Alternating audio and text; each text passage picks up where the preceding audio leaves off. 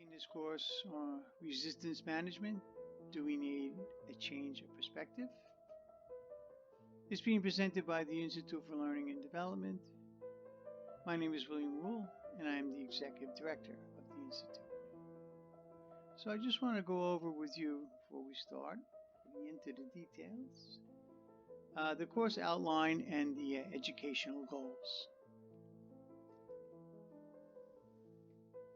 And here we are at the course outline. Let's go over a few things. Resistance will be defined. That's resistance in a psychotherapeutic situation. And we're going to define that with examples from Freud, Erickson, Carl Rogers, Mitchell, and Miller and Rolnick.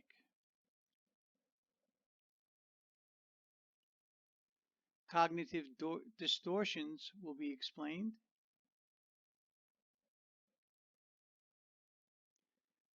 Social interaction model of resistance.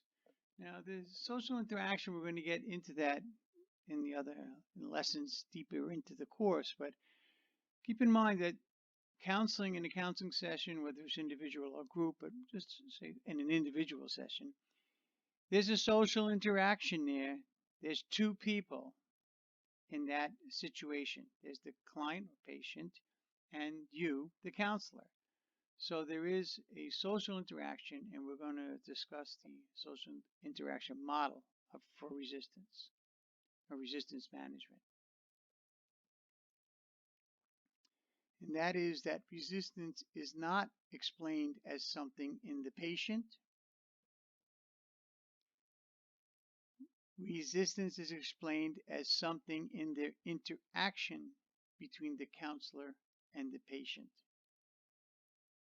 So think about that as we move forward through the course. Directive versus non-directive counseling will be discussed.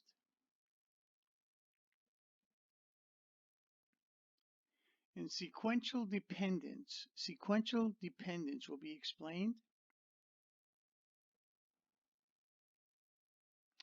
And keep that question in mind as we move through the course. Do we need a change of perspective?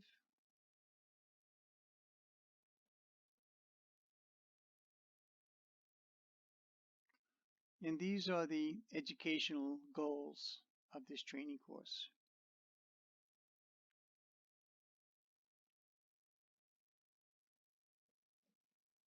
One, rapport building using directive versus non-directive counseling skills.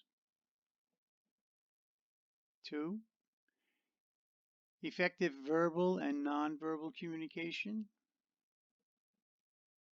Three, identify the patient's perceived values, i.e., resistance versus cooperative behavior by the patient. And when I say patient's perceived values, we're going to discuss values clarification. To identify the patient's frame of reference. And there'll be a lesson, a section on what does not work with resistance. So you won't fall into that pitfall. Okay, so let's move on to lesson 1.